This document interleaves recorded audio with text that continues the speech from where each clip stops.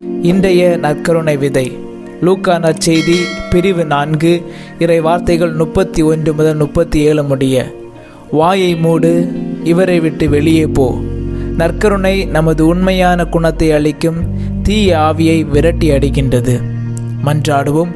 குணப்படுத்துபவரே M இறைவா, எங்கள் வாழ்க்கையை அளிக்கும் தீய ஆவிடமிருந்து உமது வல்லமையால் காத்து கொண்டு வருவதற்காக உமக்கு நன்றி கூறுகின்றோம். இன்றைய நாளில் தீய ஆவியால் பாதிக்கப்பட்டோருக்காகவும் தீய எண்ணங்களான வெறுத்தல், பொறாமை, தன்னலம், பெருமை பாராட்டுதல், கெட்ட நடத்தை, இச்சை போன்றவற்றால் பாதிக்கப்பட்டோருக்காகவும் மன்றாடுகின்றோம். நீர்தாம் அவர்களிடமிருக்கின்ற தீய ஆவியை, தீய எண்ணங்களை உமது வல்லமை மிக்க வார்த்தைகளால் விரட்டி அடித்தள்ளும்.